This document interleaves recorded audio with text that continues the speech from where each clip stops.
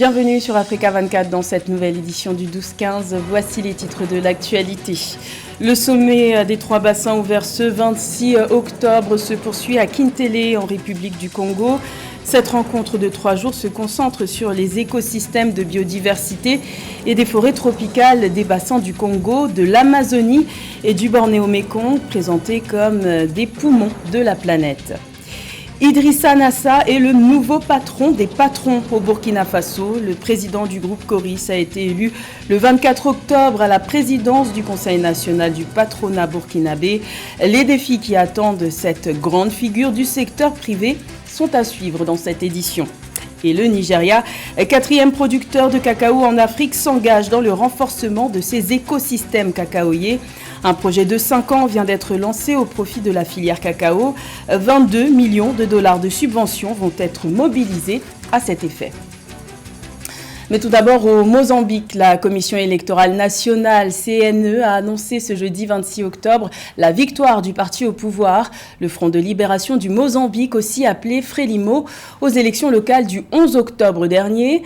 Malgré les manifestations pacifiques et les protestations des partis de l'opposition pour dénoncer des irrégularités dans le processus électoral, la CNE a approuvé les résultats du scrutin. Le Frelimo remporte ainsi 64 des 65 municipalités du pays. Une seule municipalité est aux mains d'un parti de l'opposition. Il s'agit de Beira, administré par le Mouvement démocratique du Mozambique. Un recours devant la Cour suprême est envisagé par les partis d'opposition. Rappelons que le 11 octobre dernier, 11 500 candidats issus de 11 partis politiques, de 3 coalitions de partis et de 8 groupes de citoyens ont participé à ces élections municipales. Le deuxième sommet des trois bassins s'est ouvert ce 26 octobre à Kintélé en République du Congo. Objectif affiché, pérenniser la conjugaison des bassins du Congo, de l'Amazonie et du Bornéo-Mékong, présentés comme des poumons de la planète. Plus de 3000 participants prennent part à ces travaux de 3 jours. Sont notamment présents des chefs de gouvernement, des experts, des scientifiques ainsi que des ONG. Reportage de notre envoyé spécial à Kintélé, Séverin Douke. Il est impératif de trouver des solutions durables à la préservation des 3 bassins, le bassin du Congo, le bassin de l'Amazonie et celui du Bornéo-Mékong en Asie du Sud-Est. Propos de Madame la ministre de l'Environnement et du Développement durable de République du Congo, ici même à Kintélé, à l'ouverture du 2e sommet sur les 3 bassins, le 26 octobre 2023. L'objectif de maintenir à 1,5% le niveau de réchauffement de la planète serait une utopie sans le concours des 3 bassins qui représentent 80% des forêts tropicales mondiales ou encore 3/4 de sa biodiversité. Si vous êtes ici aujourd'hui, c'est comme nous au sein du bassin du Congo, vous avez le sentiment que nous avons une responsabilité en qualité de gardien de la biodiversité mondiale en tant que poumon de la planète et en tant que régulateur de l'équilibre carbone sur Terre. Les travaux de ce sommet visent donc à pérenniser la conjugaison des 3 bassins, mais aussi renforcer une coopération et une gouvernance sud-sud sur les 3 écosystèmes, véritables remparts de l'humanité en matière de régulation du climat mondial et même de la préservation de la biodiversité. La question de la rémunération des services écosystémiques sera également à l'ordre des débats lors de ces travaux. Il nous faut également identifier des thématiques et axes de travail communs qui nourriront les coopérations entre nos bassins demain. De réfléchir à la manière dont nous souhaitons nous organiser et peut-être nous structurer pour faire face à nos obligations de résultats et mieux défendre collectivement nos intérêts et nos combats communs. D'accélérer enfin nos capacités et financements, notamment en trouvant les voies et moyens appropriés pour rémunérer nos services écosystémiques. Malgré l'absence des dirigeants des pays d'Asie du Sud-Est, le sommet ambitionne à aboutir à une déclaration de principe forte visant à pérenniser la conjugaison des 3 bassins. Depuis Kintélé, Séverin Douke, envoyé spécial d'Africa 24 au Congo. L'insécurité et la dégradation de la situation humanitaire favorisent les mouvements migratoires en Afrique de l'Ouest. Près de 7 millions de personnes sont actuellement déplacées dans la sous-région. En réponse à cette situation d'urgence, un protocole d'accord a été signé entre la Communauté économique des États de l'Afrique de l'Ouest, CEDEAO, et l'Agence des Nations Unies pour les réfugiés, HCR. Le but, renforcer la protection des réfugiés, des apatrides et des personnes déplacées. Plus de détails avec Amenej. L'insécurité, les conflits violents et les catastrophes ont fait fuir plusieurs personnes de leur maison dans l'espace CEDEAO. Pour protéger les populations des mouvements migratoires dangereux et aider les États à mieux faire face aux situations d'urgence, le président de la commission de la CEDEAO, Omar Alieu Touraï, et le directeur du bureau régional du HCR pour l'Afrique de l'Ouest et du Centre, Abdouraouf Condé, ont signé un protocole d'accord afin de renforcer la coopération existante entre les deux institutions. L'entente vise aussi à trouver des solutions durables aux déplacements forcés. En dehors de la région des lacs, l'Afrique de l'Ouest constitue le plus grand réservoir en termes de réfugiés sur le continent. Donc un tel accord peut permettre à la CEDEAO de gérer cette question, d'autant plus que dans la réforme institutionnelle qui est intervenue en 2019 au niveau de l'architecture organisationnelle de la CEDEAO, une commission paix et sécurité dans ses actions, vous avez la question de la prévention et la gestion des crises humanitaires. La CEDEAO aujourd'hui qui est en crise financière en raison notamment de retard des États dans le cadre de cotisations statutaires, pourrait compter sur le PAM, le Programme alimentaire mondial, dans le cadre d'un levier opérationnel permettant à cette organisation de pouvoir lever des fonds sur le marché international. Selon les données de la commission de la CEDEAO, dans la sous-région, on dénombre actuellement 6 976 470 personnes déplacées de force par les conflits et la violence et des apatrides, dont 6 352 346 déplacés internes et 624 124 réfugiés et demandeurs d'asile. Le Nigeria et le Burkina Faso accueillent les populations déplacées les plus nombreuses, avec respectivement 3 578 996 et 2 062 534 personnes, souligne l'institution. Le Niger est le pays qui accueille le plus grand nombre de réfugiés, avec 325 419 personnes. Au lieu de pouvoir faire en sorte que les populations se déplacent, il faut mettre fin au conflit. Cela va créer une solution durable à cette problématique. Maintenant, je pense que le PAM peut voir du côté des pays qui finançaient leurs bases militaires, afin que ces pays-là, comme certaines bases militaires ne sont plus dans les pays du Sahel, qu'ils donnent des budgets qui étaient alloués au financement de ces bases militaires au PAM. Car il vaut mieux lutter contre la faim et les déplacements des populations que d'alimenter des conflits ailleurs dans le monde. Sur les 19,2 millions de personnes ayant des besoins en aide humanitaire, le Programme alimentaire mondial prévoyait entre juin et septembre 2023 de soutenir 11,6 millions de femmes, d'hommes et d'enfants un peu partout en Afrique. Ces besoins d'urgence, spécifiquement dans les 5 pays du Sahel, nécessitent de la part de l'organe 794 millions de dollars d'ici décembre 2023.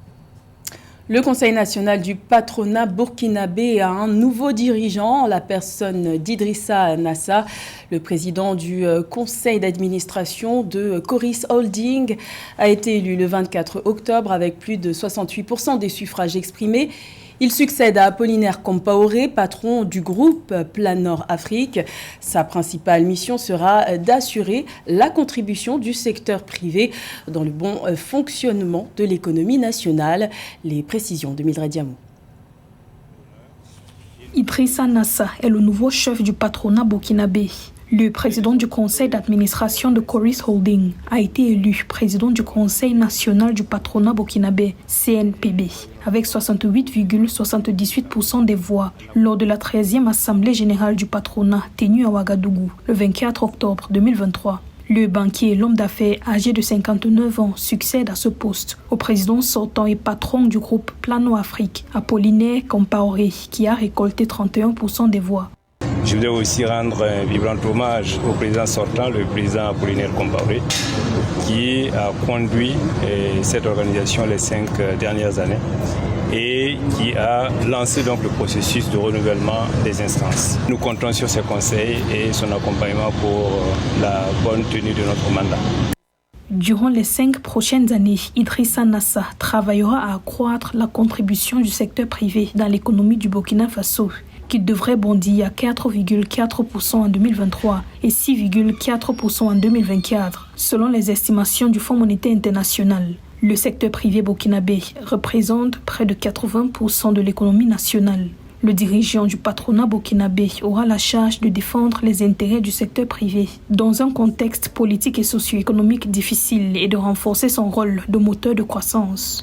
Ce mandat est placé sous le signe donc de renforcement des acquis du bureau sortant, de l'autonomisation du patronat et de toutes les dispositions qui pouvaient être prises pour permettre aux entreprises de bénéficier du Conseil national du patronat burkinabé. Donc nous avons mis en place un nouveau bureau qui est un bureau de combat composé essentiellement des acteurs du terrain, des hommes et des femmes qui sont des professionnels du monde des affaires, pour qu'ensemble nous puissions transformer le patronat afin que cette organisation puisse répondre aux attentes de ses membres. Le Conseil national du patronat burkinabé regroupe plus de 50 000 entreprises. Il revendique 74 groupements et associations professionnelles. Précisons que Coris Holding, lancé en 2013 et dirigé par le nouveau chef du patronat burkinabé, a généré en 2022 un bilan total de 5 637 milliards de francs CFA, soit 8,59 milliards d'euros, faisant de la société l'un des plus importants groupes bancaires de la zone UEMOA. Également dans l'actualité, les opérations de fusion-acquisition ont la cote en Afrique subsaharienne selon le cabinet d'audit et de conseil KPMG qui prévoit de bons chiffres pour les 2 prochaines années. D'après l'enquête menée par ce cabinet, 74% des investisseurs sondés envisagent une acquisition ou un investissement en Afrique subsaharienne en 2024-2025. Les secteurs visés sont prioritairement les hydrocarbures, les biens de consommation, les mines et les technologies financières. En tête des pays prisés, il y a l'Afrique du Sud, citée par 50% des investisseurs, et le Nigeria, cité par 30% d'entre eux. Viennent ensuite la Tanzanie, le Ghana ou encore le Kenya et l'île Maurice. Notons que contrairement aux autres régions du monde, l'Afrique subsaharienne a enregistré un volume record de transactions en 2022. Le Nigeria, 4e producteur de cacao en Afrique, renforce ses écosystèmes cacaoyers. Le pays va recevoir une subvention de 22 millions de dollars sur la période 2023-2028 au profit de la filière cacao. Au menu de ce projet, la promotion des pratiques agricoles intelligentes et résilientes au changement climatique, l'amélioration de la productivité et de la traçabilité ou encore la formation des petits exploitants. Les explications de Cheikh Omar Kamara.